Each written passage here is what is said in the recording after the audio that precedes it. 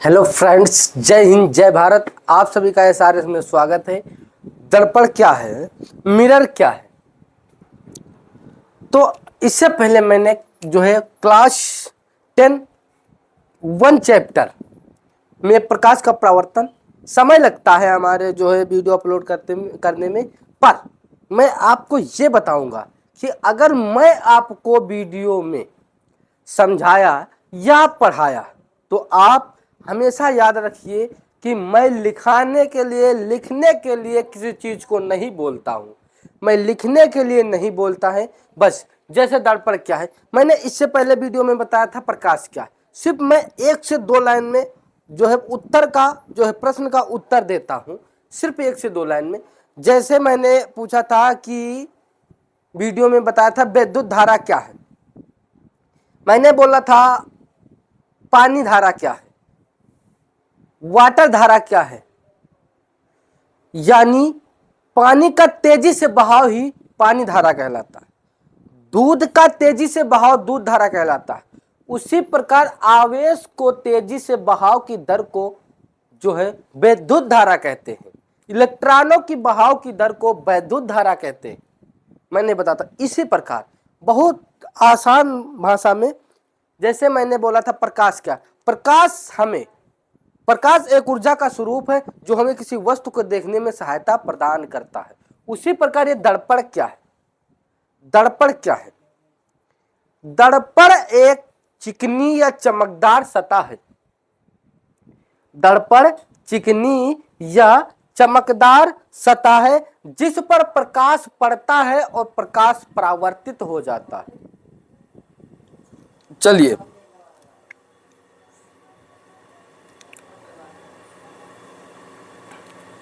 दर्पण एक चमकदार या चमकीली सतह है।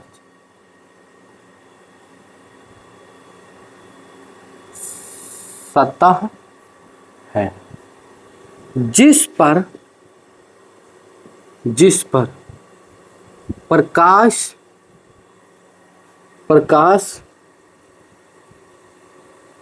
पड़ने के बाद परावर्तित होता है, उसे दर्पण कहते हैं। उसे दर्पण कहते हैं। दूसरे शब्द या दर्पण क्या है, हम लिख सकते हैं, दूसरी परिभाषा ये है कि जिस चमकदार सतह से प्रकाश वापस लौटता है, जिस चमकदार सतह से प्रकाश वापस लौटता है, जिससे वस्तु का प्रतिबिंब बनता है, जिससे वस्तु का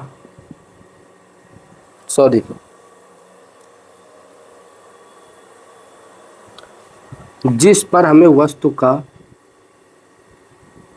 प्रतिबिंब बनता है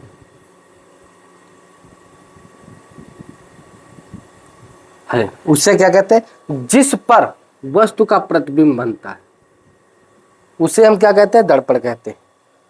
उदाहरण में मिरर जो हमारे घर पे लगा होता है, शीशा जो हमारे घर पे होता है, उसमें हमारे त्वचा से, हमारे शरीर से, हमारी बॉडी से प्रकाश की किरणें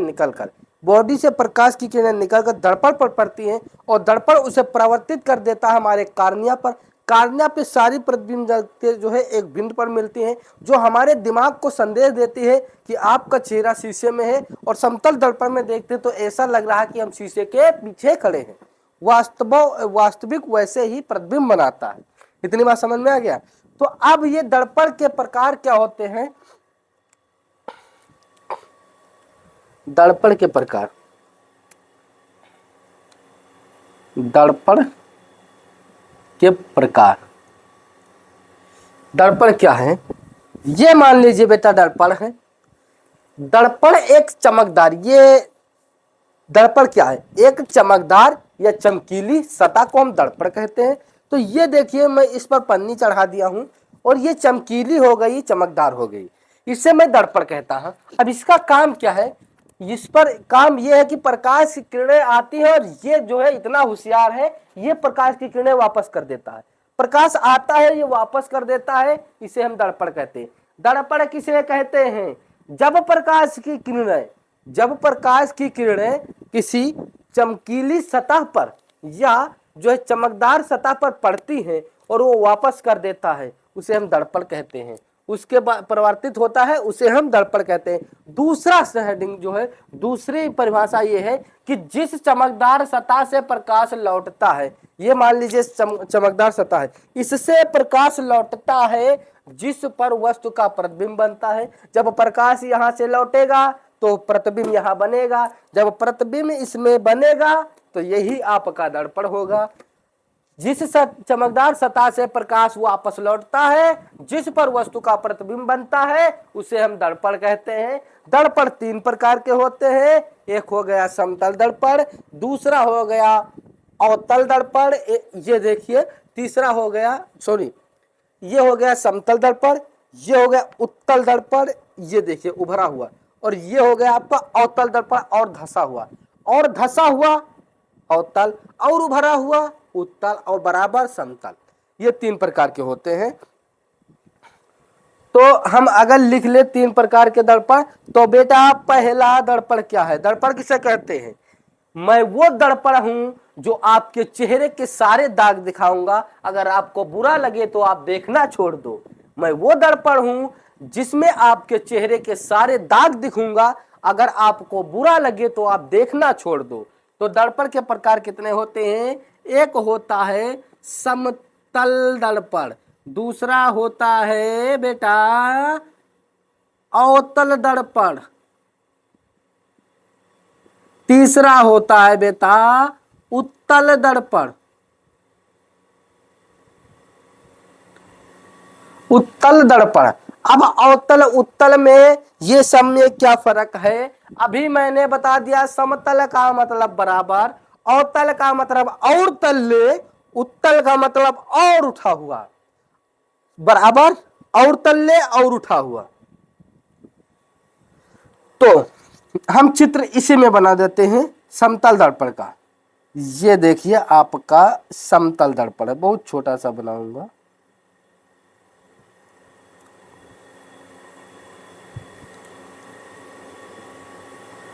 ये समतल दर्पण,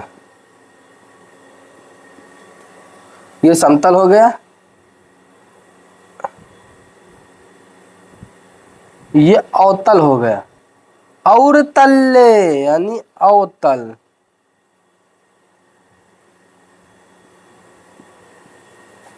अवतल हो गया दर्पण, और ये जो हो गया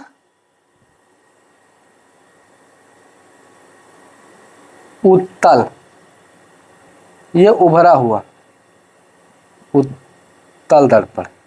अवतल उत्तल और समतल अवतल और उत्तल में फर्क क्या होता है?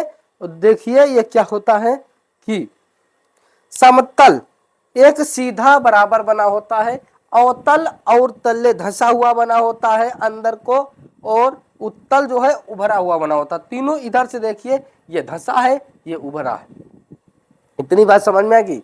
अब हम इसका प्रतिबिंब, समतल का, अवतल का और उत्तल का प्रतिबिंब देख लेते हैं कि क्या होता है। समतल दर्पण में प्रतिबिंब सीधा आभासी और वस्तु,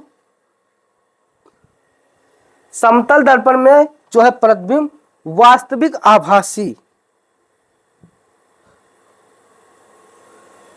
समतल दर्पण में प्रतिबिंब वास्तविक आभासी और जो है वस्तु के बराबर बनता है।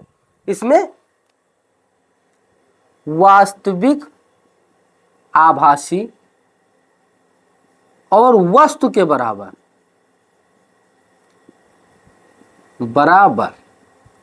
अवतल में क्या होता है?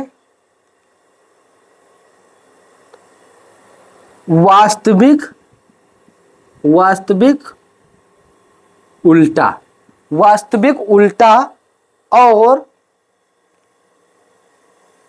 या आभासी और सीधा बनता है, या आभासी